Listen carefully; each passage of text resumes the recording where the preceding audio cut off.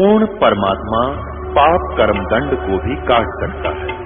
अभी तक जिस भी संत व महापुरुष से मिले उन्होंने यही बताया कि पाप कर्म फल भोगने से ही समाप्त होगा।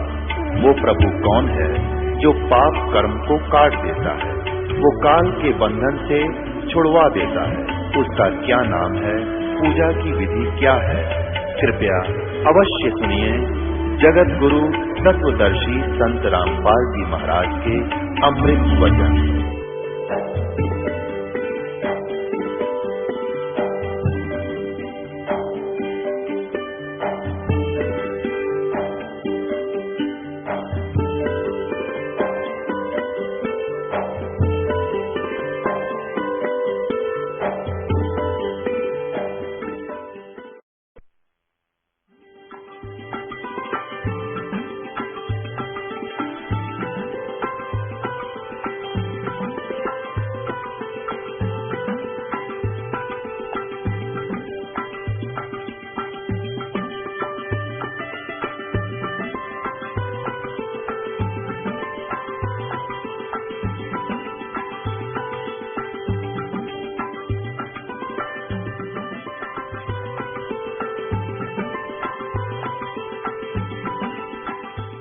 कबीर परमात्मा कहते हैं, कबीर ये माया अटपटी सब गट आन अड़ी, और किस किस न समझाऊं या कुआ भांग पड़ी। ऐसी ऐसी दुर्घटनाएं हम देख रहे हैं कि पोलैंड देश का एक पूरा कैबिनेट यानी पूरा मंत्रिमंडल जिसमें 95 आदमी थे, और वो सारे के सारे किसी का शोक व्यक्त करना चाहते, किसी राजनेता का मृत्यु के ऊपर, और दुर्घटनाग्रस्त हो गया उनका विमान, और वो सारे नाश को प्राप्त हो गए। 1 सेकंड नहीं लगी, जड़ गए वहां ही, उस आग लगी, हाहाकार मच गई गिरते ही विमान के। अब उनकी क्या उम्मीद ना थी, उनकी क्या आशाएं नहीं थी, क्या क्या सोच रखा था उन्होंने, ऐसे करेंगे वापस आते, ऐसे करेंगे। पुण्यात्माओं, ये बातें बहुत गहराई से सोचनी पड़ेंगी आपने। परमात्मा कहते हैं ये बातें कहन सुन की नहीं, ये कर पाड़न की है। तो क्या बताते हैं, इस तन सरा में जीव मुसाफिर करता रहे जमागरे, रात बसेरा कर ले डेरा चले सुबेरा जागरे। उमदा चोला बना अनमोला लगे दाग पे दाग रे, ये 2 दिन की गुजरान जगत में जले बिरानी आगरे। एक परमात्मा की साधना ना करके हम जो भी कुछ कर रहे हैं, ये बिरानी आग में जल रहे हैं, अपने लिए कुछ नहीं कर रहे। अपने लिए भी हमने करना चाहिए, साथ में अपने संसारिक धंधे के साथ साथ।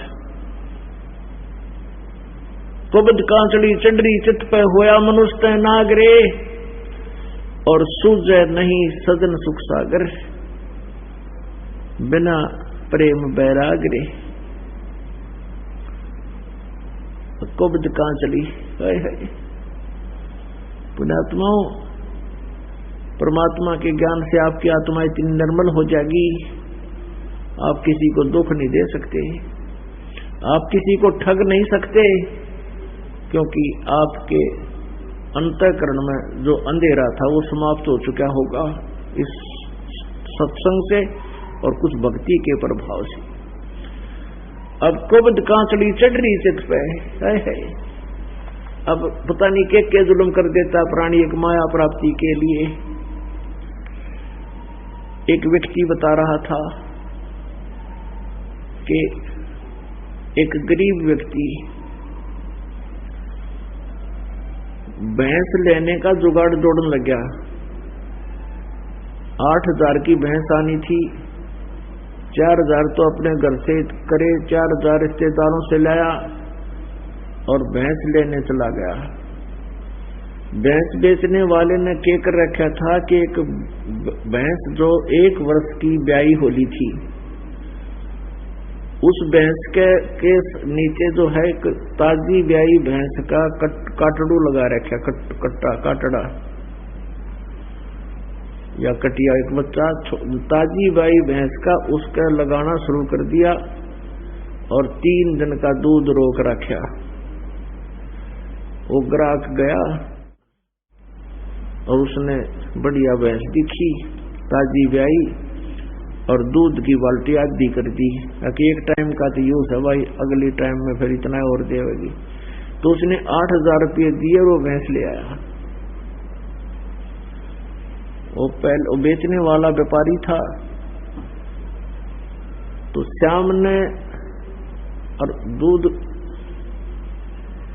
तो श्याम ने आया तो दूध जो 1-2-3 दिन का रोक रखा था वो एक बार दूध दे दिया उसने,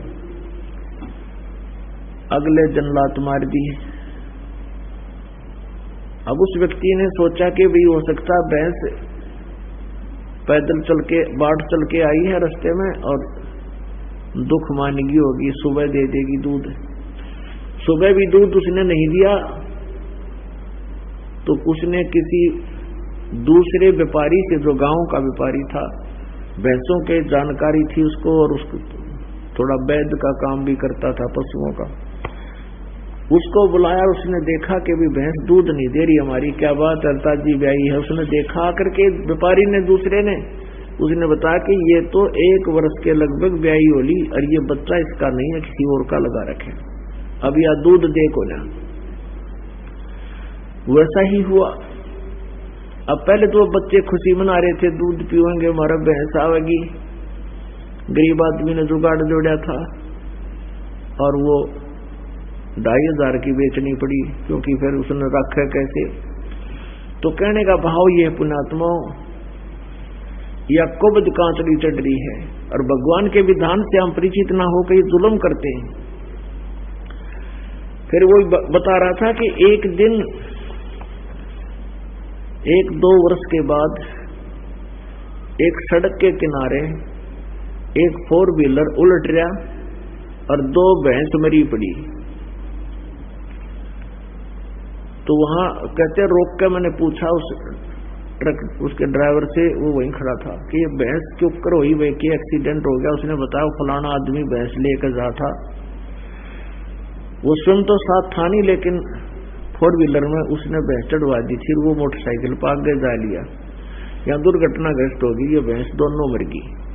वो वही व्यक्ति था जिसने उस गरीब आदमी के साथ, उस अनजान व्यक्ति के साथ धोखा किया था। अब 2 भैंस 20,000 का नुकसान कर लिया उसको, वो 2-4 हजार का लाभ उठा के। तो पुण्यात्माओं यहाँ क्या बताते हैं, कुब्द कांचली चढ़गी चित पे तू हो रहा मनुष्य नागरे, यानी मनुष्य नहीं रहा, नाग हो गया। डंक मार देते हो, किसी को दुखी कर देते हो, लूट लेते हो। और सूझे नहीं सजन सुख सागर, बिना प्रेम बैरागरे। परमात्मा में जब तक प्रेम नहीं बनेगा मालिक नहीं मिल सकता। ठीक है, जैसी भक्ति कर रहे हो इसका फल आपको अवश्य मिल जाएगा। इस सारे प्रोसीजर का लास्ट वही होगा कि भगवान में एक ऐसी श्रद्धा बने, जैसे हम कथाएं सुनते थे, सबरी की यानी भीलने की श्रद्धा बनी थी उसके गुरुदेव मतंग ऋषि की प्रेरणा से कि यहाँ भगवान श्री राम आएंगे, क्योंकि उनके प्रारब्ध में लिखा हुआ था ऐसा होगा। और वो ऋषि जिनकी दिव्य दृष्टि खुल जाती है, उनके प्रारब्ध की वो जानकारी रखते हैं कि वो ऐसा होगा और यहाँ आएगा। उसने सबरी को यानी भीलनी को बता दिया था। तो उसकी इतनी तरफ बन गई कि ऐसे देखा करती थी भगवान आएंगे, कई बहुत दिनों तक वर्षों इंतजार करी। तो पुण्यात्माओं ये श्रद्धा आप में बननी पड़ेगी और बनेगी। जैसे धर्मदास जी को परमात्मा मथुरा में मिले थे और उनको बहुत अच्छा ज्ञान दिया था, लेकिन अपने अज्ञान के कारण परमात्मा के उस यथार्थ ज्ञान को स्वीकार नहीं किया।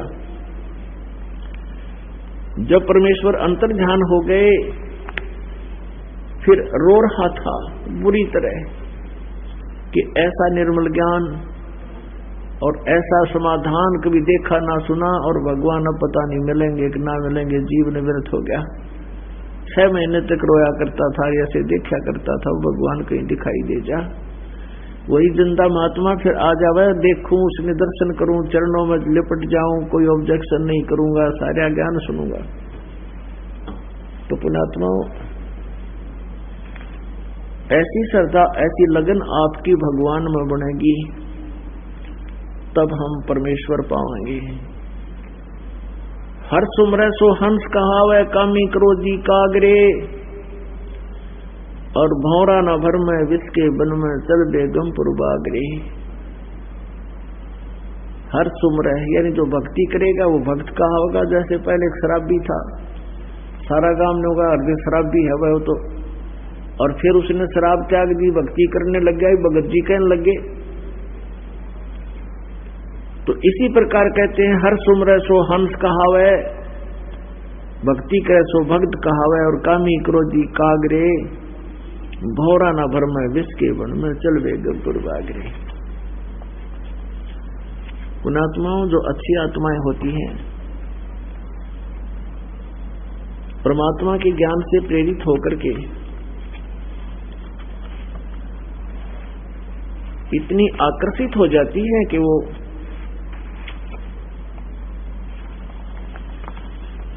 उस मालिक के तड़फ में दिन रात एक विशेष कसक से उसको याद करते हैं।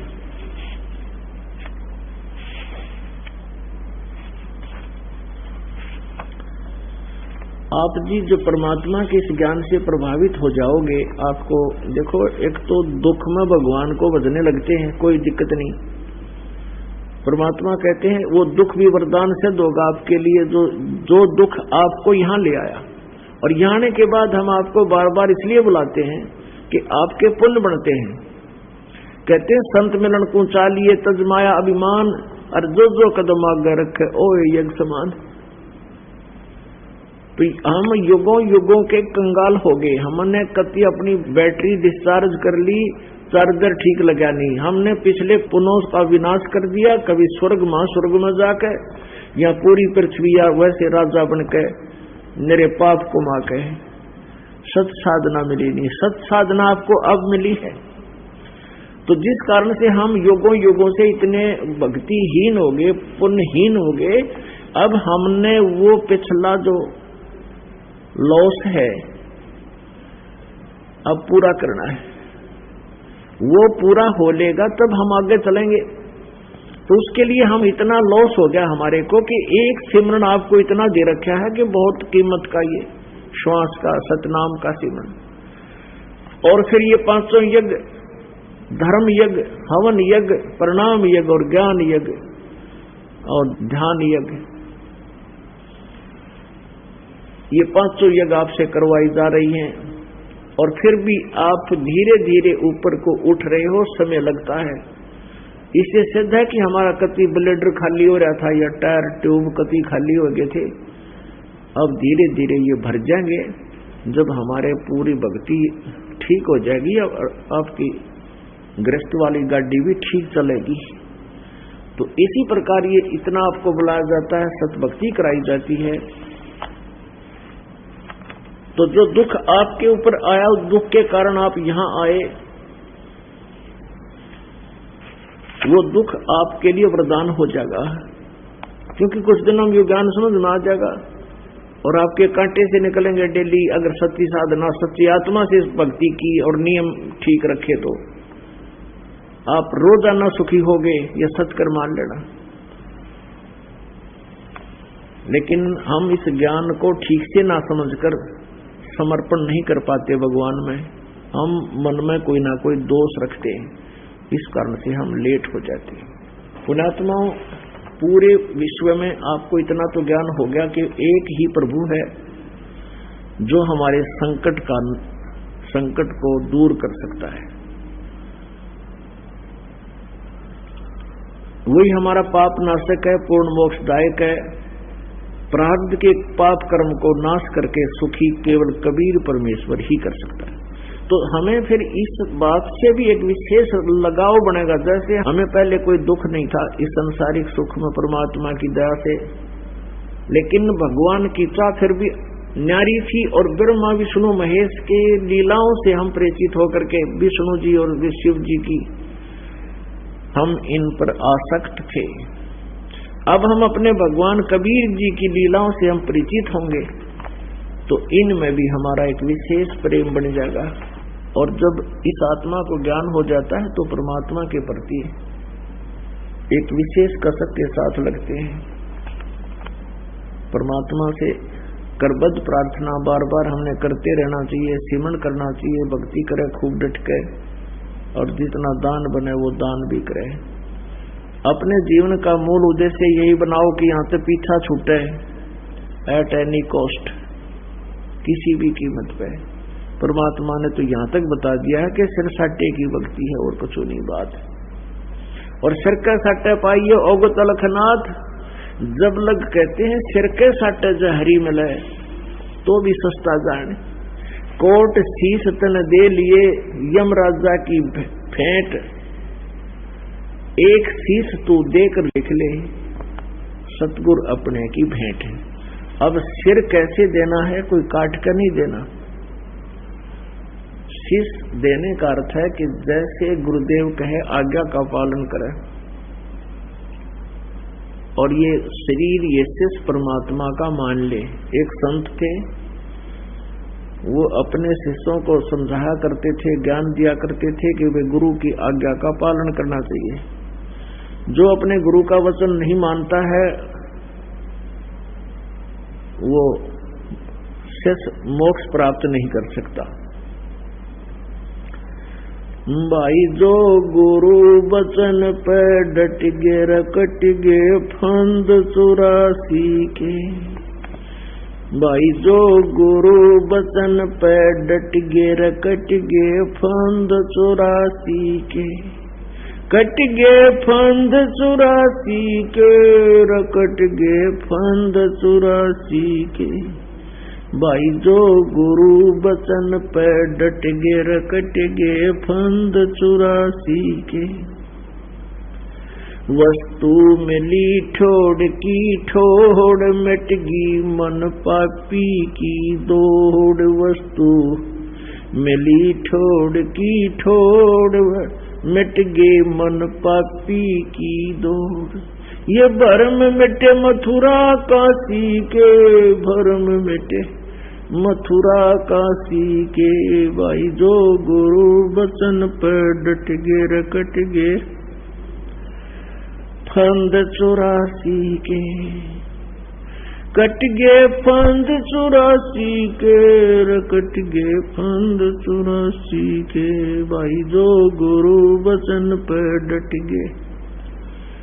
अब वो गुरुजी अपने शिष्यों को ये दृढ़ किया करता था कि गुरु की आज्ञा का पालन अवश्यमेव करना चाहिए। ऐसे शिक्षा दे रहे थे। और फिर कुछ देर के बाद कहते हैं कि भी सभी 5-7 जितने शिष्य थे आश्रम में कहने लगे, भाई इधर आओ बच्चों, कान जी कि मेरे सिर में 5-5 जूते लगाओ।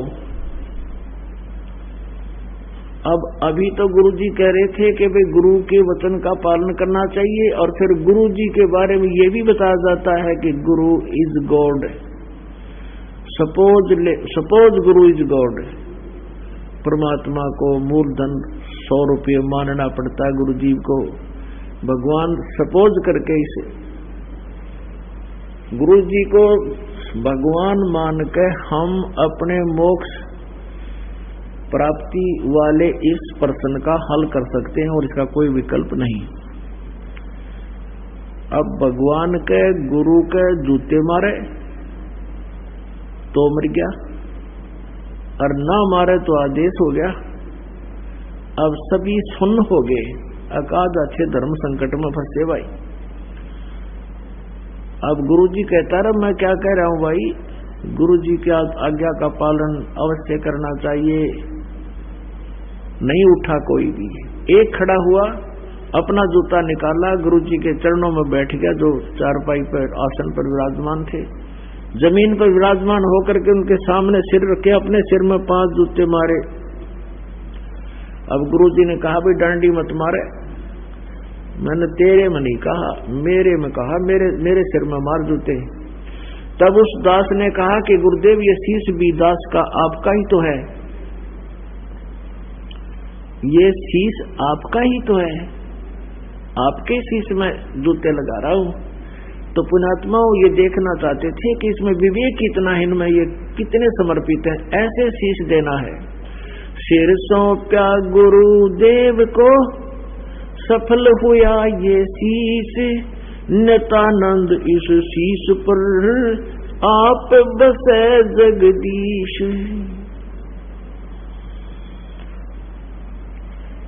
तो पुण्यात्मा परमात्मा में एक विशेष लगाव बनाना पड़ेगा। और यह संसारिक दुख भी परमेश्वर ही दूर करेगा। और कब करेगा? जब हम पतिव्रता पद पर आ जाएंगे। जिस पद से हम गिर कर यहाँ कुत्ते गधे सुअर सूरी बनकर दुख उठा रहे हैं, काल के जाल में फंसे हैं, हम परमात्मा से मन हटाकर अपने मूल मालिक से, अपने पति से, स्वामी से, अपने प्रभु से मन हटाकर हमने इस काल में लगाया। हम पतिव्रता पद से गिर गए, जिस कारण से हम इस काल के जाल में फंस गए। अब हमने उसी पद पर आना होगा। और पतिव्रता पद पर जब हम आ जाएंगे, वो कैसा पद है कि एक परमेश्वर कबीर देव जी के अतिरिक्त हम किसी भी देव से कोई डिमांड नहीं रखेंगे, कोई आशा नहीं करेंगे। हम चाहे हमें कितना ही कष्ट आवे, अपने परमात्मा कबीर जी के आगे ही हम रोएंगे। और एक ही गुरु पर आसक्त होना होगा, आश्रित होना होगा। तो फिर हम पतिव्रता पद पर आ गए। और जब हम एक मालिक की साधना विधिवत करेंगे, फिर हमारे जीवन रूपी सफर में किसी भी प्रकार का कोई संकट होगा, वो परमात्मा दूर करेंगे। पतिव्रता जमी पर जो जो धर है पावे, समर्थ झाड़ू देत है ना काटा लग जावे। जब हम इस अतिथि में आ जाएंगे कि परमात्मा आप बिना हमारा कोई नहीं। आत्मा मानने की इस बात ने कहने सुन की नहीं है ये बातें कि कहने से या गाने से हम भगवान के हो जाएंगे या उस स्थिति पर आ जाएंगे। आपकी आत्मा में ये जगह बन जाएगी। बंदी छोड़ दयाल जी तुम तक हमरी दौड़े, जैसे काग जहाजे का अब सूजत और न ठोरे। जैसे समुद्री जहाज के ऊपर छत पर कौवे बैठकर चले जाते थे, वो खाना खाने के चक्कर में जैसे यात्री खाना खाते हैं, वो टूक डाल देते हैं, तो वो कौवे उस लालच में बैठकर जहाज में चले जाते थे। पुराने समय की बात है। और उस समय कौवों का साथ ले जाना जहाज के ड्राइवर के लिए भी आवश्यक था, क्योंकि पहले दिशा सूचक ऐसे ही हुआ करते थे। और समुद्र में एक चुंबकीय चट्टानें होती हैं, तो जो दिशा सूचक यंत्र होते थे वो चुंबकीय चट्टानों के प्रभाव से कई बार दिशा गलत बताने लग जाता था। उसको सुचारू उसकी जांच करने के लिए वे कौवों का प्रयोग करते थे। जैसे जहाज चला गया 200-300 किलोमीटर रात्रि में, कौवे साथ चले गए, शाम को बैठ लिए थे साथ में। अब सुबह उस दिशा सूचक यंत्र की जांच करने के उद्देश्य से वो जहाज का जो चालक होता है वो क्या करता है कि कौवे का डले मारता है पत्थर, उसको विवश कर देता है जहाज से उड़ने के लिए। और कौवे में एक विशेषता है गॉड गिवन कि वो उस दिशा को भूलता नहीं जिस दिशा से वो चला है। सारी रात भी उसका ये ध्यान रहता है कि तू इधर इस दिशा से आया है, तो कौवा उसी दिशा को वापस बिल्कुल स्ट्रेट चल देता है जिस दिशा से जहाज चला था, जिस स्थान से वो चला था। तो उससे वो जहाज के चालक अपने दिशा सूचक की दिशा, अपनी दिशा को वो जान लेते थे। फिर जहाज का पर बैठा हुआ जो कौवा था वो कुछ देर तो उड़ता है, आगे उसने कोई दूसरी स्थान दिखाई नहीं देता जहां वह बैठ जाए। सारा जल ही जल दिखाई देता है। आखिर में वो फिर डूबने के डर से वापस जहाज ही उसको दिखाई देता है और कहीं उसको सहारा नहीं दिखाई देता, ठोर दिखाई नहीं देती और जहाज पर आकर ही वो सुरक्षित होता है। तो पुण्यात्माओं, एक स्थिति आपकी ऐसी आ जाएगी कि बंदी छोड़ दयाल जी तुम लग हमारी दौड़, और जैसे कागजाज का अब सूझ और निठोर। इस कबीर परमेश्वर के अतिरिक्त इस ब्रह्मांड में, 21 ब्रह्मांड में, असंख्य ब्रह्मांड में कोई भगवान नहीं जो हमारे दुख न दूर कर दे या जो हमें मोक्ष दे सके, हमारे प्रारब्ध का नाश कर सके उसके गुणों से, उसके ज्ञान से, समाधान से। आप जी को ऐसा कुछ दिनों में महसूस होने लग जाएगा कि जैसे कागजात का सूझ जाए और निठोर, हे परमात्मा तेरे बिना हमारा कोई ठिकाना को नहीं। इस ज्ञान से हमें इतना पता लग जाएगा। फिर आपको अब कैसे फिर उमंग होगी भगवान के प्रति। संकट मोचन कष्ट हरण हो, मंगल करण कबीर के आगे शरण तेरी। संकट मोचन कष्ट हरण हो, मंगल करण कबीर के आगे शरण तेरी। पहले तो मोहे ज्ञान नहीं था, प्रेम बनाना तेरे में। पहले तो मोहे ज्ञान नहीं था, प्रेम बनाना तेरे में। दीन जान के माफ कीजियो, खता हुई बिन बेरे में। दीन जान के माफ कीजियो, खता हुई बिन बेरे में। अनगिन अवगुण भरे मेरे में, माफ करो तकसीर के आगे शरण तेरी। संकट मोचन कष्ट हरण हो, मंगल करण कबीर के आगे शरण तेरी। जम्बुक आड़ी रात 84, आन गिरा हूँ झेरे में। जम्बुक वाली रैन 84, आन गिरा हूँ झेरे में। ऊंची ऊंची लाई छलांगा, यत्न किए बहु तेरे में। ऊंची ऊंची लाई छलांगा, यत्न किए बहु तेरे में। काम क्रोध अहंकार लोभ की, या मोटी लगी जंजीर के आगे शरण तेरी। संकट मोचन कष्ट हरण हो, मंगल करण कबीर के आगे शरण तेरी। कर्म कुसंगत बहुत किए, वो जाते हैं नहीं कहे। कर्म कुसंगत बहुत किए, वो जाते हैं नहीं कहे। आके आप संभालो दाता, 84 में जाहे बहे। आके आप संभालो दाता, 84 में जाहे बहे।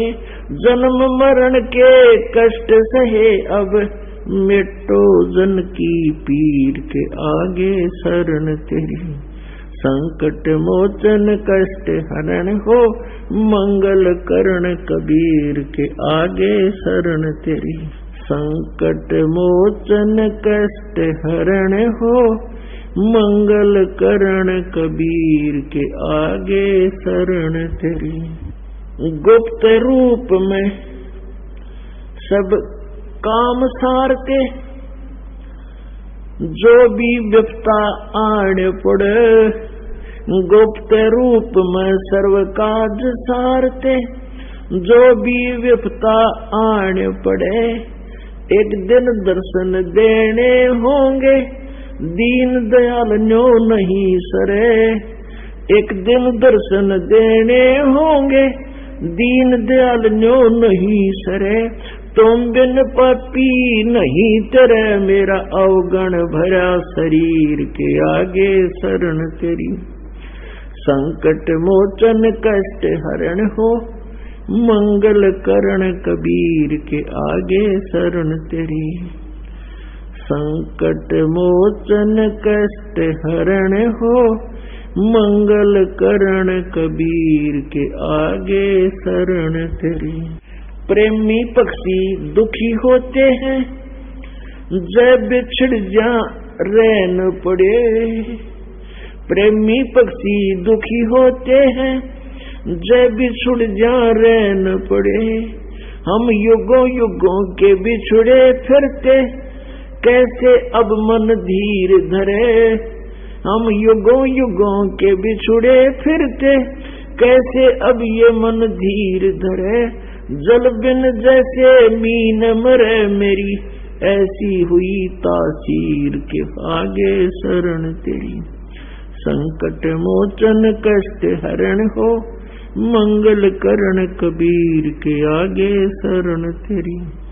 संकट मोचन कष्ट हरण हो, मंगल करण कबीर के आगे शरण तेरी। रजा तेरी से दादू नानक जी का सतलोक में वास हुआ। रजा तेरी से दादू नानक जी का सत्यलोक में वास हुआ। 100% उत्तर कीने तब धर्मदास के विश्वास हुआ। 100% उत्तर कीने तब धर्मदास के विश्वास हुआ। भगत के कारण खवास हुआ, जगी सुल्तानी की तकदीर के आगे शरण तेरी। संकट मोचन कष्ट हरण हो, मंगल करण कबीर के आगे शरण तेरी। हिरण वाला पैर उलझ गया पड़मो माया के चक्कर में। हिरण वाला पैर उलझ गया पड़मो माया के चक्कर में। अब मोहे ज्ञान हुआ मैं आ गया काल बली की टक्कर में। अब मोहे ज्ञान हुआ मैं आ गया काल बली की टक्कर में। हरदम तेरा करूं जकर में, आन पड़ी मोए भीड़ के आगे शरण तेरी। संकट मोचन कष्ट हरण हो, मंगल करण कबीर के आगे शरण तेरी। पावचनों के लालच में ये बंदर वाली मूठ गई। पावचनों के लालच में या बंदर आड़ी मूठ गई। मूठ खुले ना जान बचैना, हे साहेब ये कौन हुई। मूठ खुले ना जान बचैना, हे साहेब या कौन हुई। रामपाल सतगुरु शरण लही, खाई शब्द दूध की खीर के आगे शरण तेरी। संकट मोचन कष्ट हरण हो, मंगल करण कबीर के आगे शरण तेरी। संकट मोचन कष्ट हरण हो, मंगल करण कबीर के आगे शरण तेरी। अब परमात्मा में इतनी श्रद्धा होगी आपकी, ऐसी कसक बनेगी, एक दिन ऐसा समय आ जाएगा आप जी को परमेश्वर कबीर जी के अतिरिक्त इस पृथ्वी पर कोई भी अपना साथी नजर नहीं आओगा। पुण्यात्माओं, यदि हम अपने माता पिता को अपना गार्डियन मानते हैं, यह भी भूल है हमारी, क्योंकि माता पिता का आपका भरोसा नहीं है कितने दिन का जीवन है इनका। यदि हम किसी रिश्तेदार को अपना मानते हैं या अपनी पत्नी को, अपना पति को अपना मानते हैं, और यानी ये हमारा रक्षक है, तो यह भी भूल है हमारी। तो फिर हम लास्ट में जब हम निष्कर्ष पर पहुंचेंगे, इस जीव का साथी परमात्मा बिना कोई नहीं। जैसे आपने इस प्रारंभ में सुना था कि खान पान तो को दिया, उधर बीच अनुपान और 30 समर्थ की बंदगी। अब भूल गया शैतान माँ के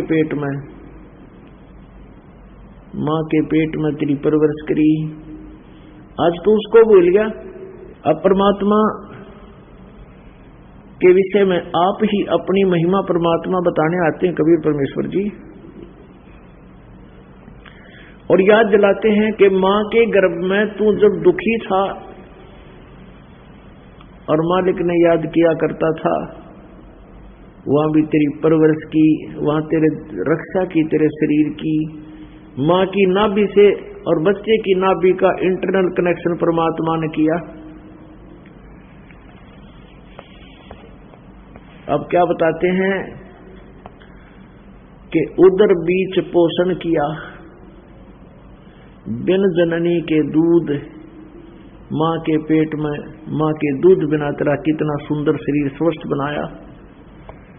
खान पान तो को दिया, उदर बीच अनुपान, और उस समर्थ की बंदगी आज भूल गया शैतान।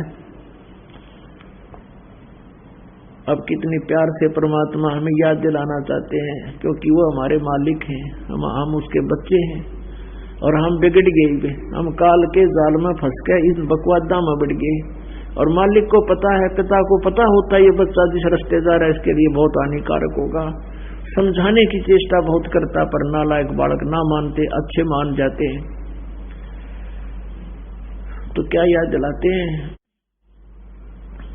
अब परमात्मा हमें याद दिलाते हैं कि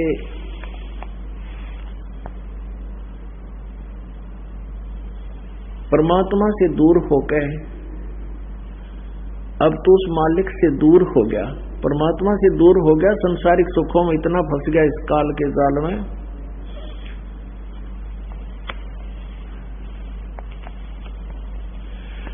उस समर्थ की रीझ छुपाई,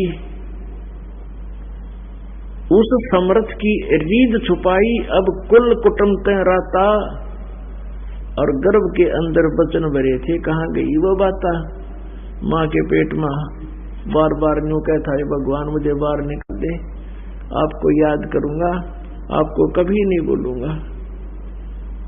कहते हैं उस समर्थ की रीझ छुपाई, तेरा ठीक ठाक शरीर बाहर निकाल दिया माँ के पेट से, यानी उस मालिक ने प्रसन्न होकर के, रीझ ना माने खुश होकर के, और तुझे बाहर निकाल दिया, स्वस्थ तेरा शरीर दे दिया, और आज उस मालिक की तू भूल गया बंदगी, और वो वचन भूल गया जो गर्भ के अंदर तूने याचना की थी। उस समर्थ की रीझ छुपाई, और अब कुल कुटुंब राता, इस संसार में उलझ गया, यो मेरा बेटा या मेरी बेटी, ये मेरी पत्नी, यो मेरा पति या कार या कोई ठीक है, और जो तेरा है उसने भूल गया तू। और गर्भ के अंदर बचन भरे थे, कहाँ गई वो बात? तो इस प्रकार परमात्मा हमें याद दिलाते हैं कि एक चकवा और चकवी पक्षी होते हैं, और वो यदि एक रात भी अलग अलग बिछुड़ जाते हैं तो सारी रात दोनों रोते हैं, हो सकता सुबह तक मृत्यु भी हो जाए उनकी। तो कहते हैं प्रेमी पक्षी दुखी होते हैं, जय बिछड़ जा रैन पड़े, और हम अब युगों युगों के बिछड़े फिरते हैं प्रभु, अब कैसे यो मन धीर धरे। जब तक हमें ज्ञान नहीं था तब तक हम यहाँ डले ढोई रहे थे, अब ये पता लग गया कि परमात्मा हम तो यहाँ के रहने वाले नहीं, यह तो हमारे को एक बहुत जबरदस्ती और मिसगाइड करके हमारे साथ ब्लैकमेलिंग करके रोक रखा है। और जिसका यह बात समझ में आ जाएगी जो परमात्मा बताना आए थे, फिर आप यहाँ के संसारी काम को भी करते रहोगे, लेकिन यह आस्था नहीं रहेगी आपकी। और ये होगा इस ज्ञान और साथ में भक्ति से। केवल ज्ञान भी बात नहीं बनती, ज्ञान के साथ साथ भक्ति, सेवा, सिमरन, दान, धर्म ये करते रहना पड़ेगा। इसमें क्या बताया है कि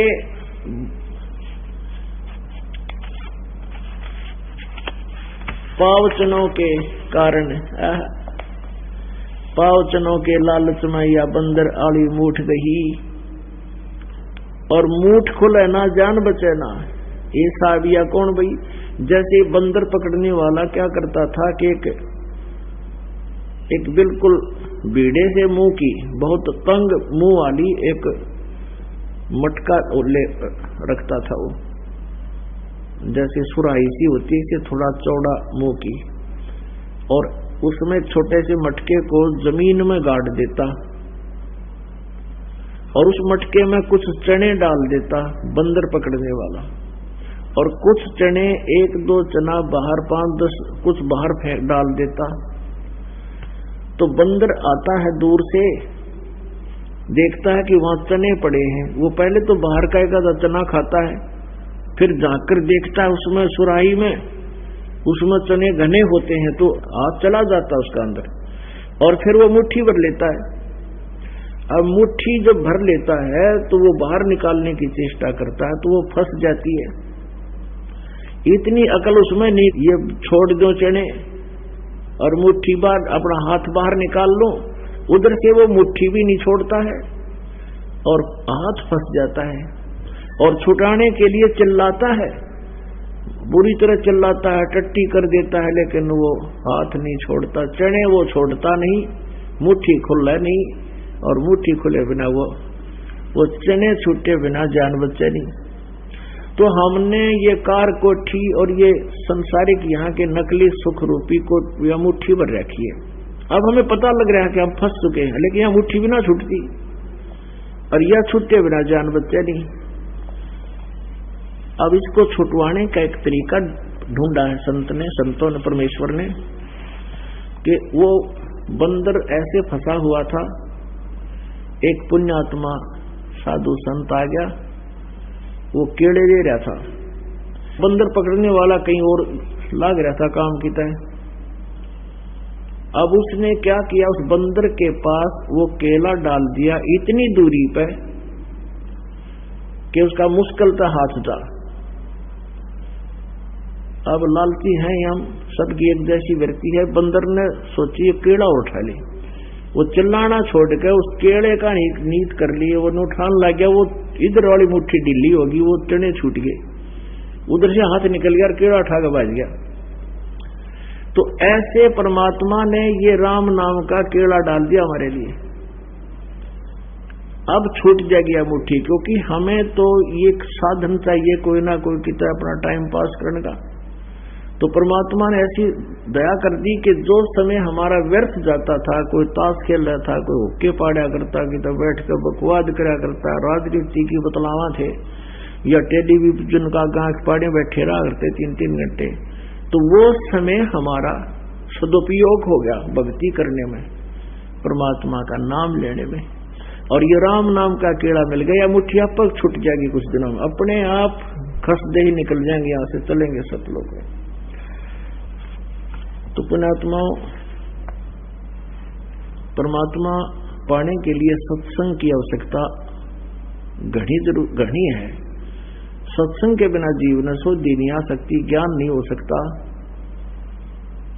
और जब तक हम संतों के सत्संग में नहीं आवांगे, हमने ना तो बैठने का ज्ञान हुआ है, ना बोलने का, ना हमारे अंदर कोई विशेष श्रद्धा बन सकती।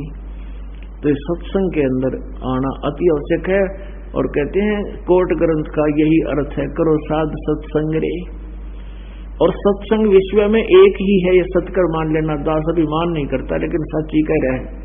पूरे ब्रह्मांड में, विश्व में 21 ब्रह्मांड में अगर सत्संग है तो बरवाड़ा आश्रम में सत्संग है, ना किसी को ज्ञान नहीं।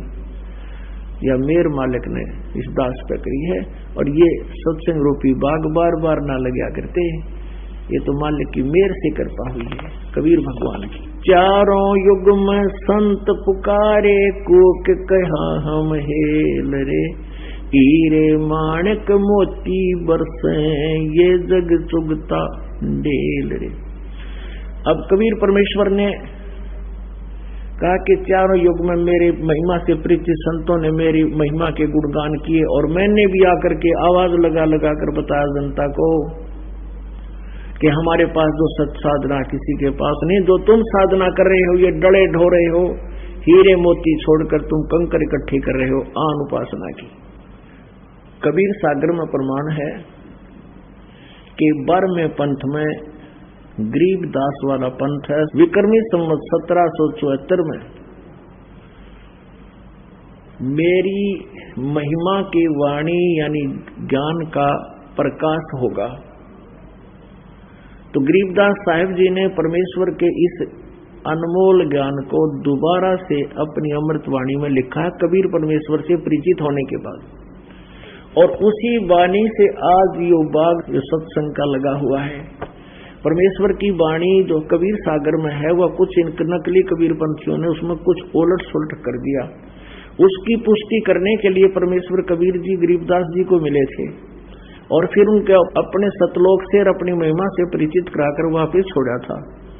तब गरीबदास जी ने वो अमर वाणी परमात्मा की महिमा की लिखी और जिसके आधार से ये दास आज सत्संग आपको सुना रहा है।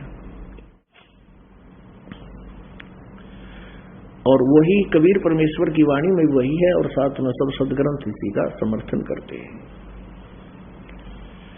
तो कहते हैं, बेड पूछ को पंडित पकड़ाइए बाज दो नदी विहंगा, गरीबदास वो भवजल डूबे नहीं साध सत्संगा। तो परमेश्वर ने गरीबदास साहिब जी को ज्ञान दिया और गरीबदास साहिब जी ने ये परमात्मा का सत्संग रूपी बाग यहाँ पुनः स्थापित किया। तेरे लगे रे सत्संग बाग हो बाग, गरीबदास समन के माड़ी। तेरे लगे रे सत्संग बाग हो बाग, गरीबदास समन के माड़ी। तेरे लगे रे सत्संग बाग हो बाग, गरीबदास समन के माड़ी। सत्संग से सोधी आवे नहीं जीव 84 में जावे। सत्संग से सोधी आवे नहीं जीव 84 में जावे। इब मेटो द्वेष और राग हो राग, या उम्र बतेरी जाली। अब मेटो द्वेष और राग हो राग, या उम्र बतेरी जाली। तेरे लगे रे सत्संग बाग हो बाग, गरीबदास समन के माड़ी। तेरे हो बाग, गरीबदास समन के माड़ी। जो नर सत्संग में आते वो परवचन की मेवा खाते। जो नर सत्संग में आते परवचन की मेवा खाते। उनके मर्जा संशय नाग हो नाग, जिन सुरत पूरे गुरु में लाली। उनके मर्जा संशय नाग हो नाग, जिन सुरत पूरे गुरु में लाली। तेरे लगे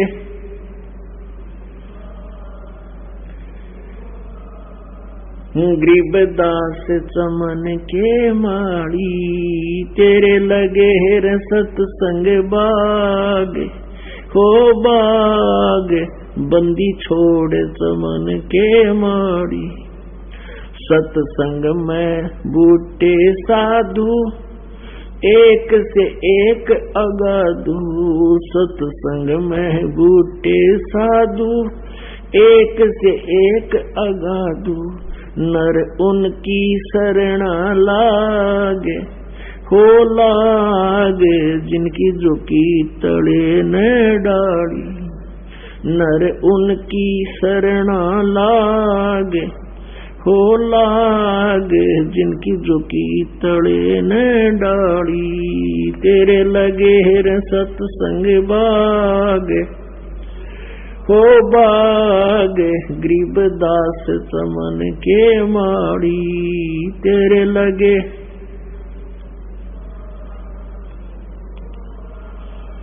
गरीबदास समन के माड़ी, तेरा तरुवर राम देवानंद, उसका लाग गया एक अमर कंद। तेरा तरुवर राम देवानंद, उसका लाग गया एक अमर कंद। मोहे दे दिया अमर सुहाग, वो सुहाग मेरी जोत गगन में बाड़ी। मोहे दे दिया अमर सुहाग, वो सुहाग मेरी जोत गगन में बाड़ी। तेरे लगे रे सत्संग बाग, हो बाग गरीबदास समन के मोड़ी। तेरे लगे रे सत्संग बाग, हो बाग बंदी छोड़ समन के माड़ी। सत्संग की अमर कहानी, बिरले शांत विवेक की न जानी। सत्संग की अमर कहानी, बिरले शांत विवेक की न जानी। जागे राम पाल के भाग, हो भाग मिली सार शब्द की ताड़ी। जागे राम पाल के भाग, हो भाग मिली सार शब्द की ताड़ी। तेरे लगे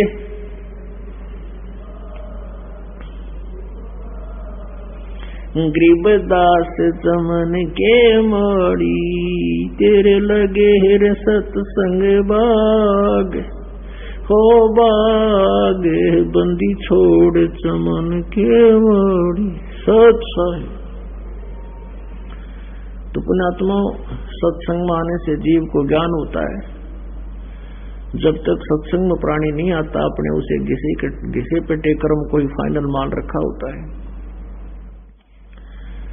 अब सत्संग में आने से कहते हैं, जो नर सत्संग में आते वो परवचन की मेवा खाते, उनके मर्जा संशय नाग, क्योंकि पूरे संत से सब शंकाओं का समाधान हो जाता है। और जब तक ये संशय प्राणी का रहता, वो भक्ति नहीं कर सकता। श्रीमद् भगवत गीता अध्याय नंबर 2 के श्लोक नंबर 53 में कहा कि अर्जुन, जब तेरा मन, तेरी बुद्धि भिन्न भिन्न प्रकार के विचलित करने वाले, भ्रमित करने वाले वचनों से हटकर एक परमात्म तत्व पर, परमात्मा के ज्ञान पर स्थिर हो जाएगी, तब तो तू योग को प्राप्त होगा, अर्थात तुम तेरी भक्ति सटार्ट होगी। तो कहते हैं उनके मर्जन संशय नाग, जिनकी सुरत यानी ध्यान पूरे संत में लग गया और फिर आन उपासना ना करे, किसी और की बातों पर वो नहीं आश्रित होता, तो उसका फिर सब संशय नष्ट हो जाते हैं। सत्संग की अमर कहानी। अब पहले तो पुण्यात्मा, आज तक हमने सत्संग ना मिला था, अभी तक जब तक ये ज्ञान आपको नहीं प्राप्त हुआ, सब कुसंग था। जितने भी बड़े बड़े सत्संग के ढोल पीटते फिर न कैसे का नहीं बता भक्ति के मार्ग का। तो अब सत्संग की अमर कहानी कोई बिरले संत विवेक की न जाए नहीं। और इस दास के ऊपर कृपा हुई परमात्मा की, उस खजाने की ताली दे दी दास को परमात्मा ने, जो आज तक किसी को नहीं दी थी, और इब खोल दिया परमात्मा के बच्चों के लिए वो सत भक्ति और सार नाम का खजाना। अब कबीर साहब कहते हैं, लूट सको तो लूट लो राम नाम की लूट, और पीछे फिर पछताओगे प्राण जाएंगे छूट। बोलो सतगुरुदेव की जय हो।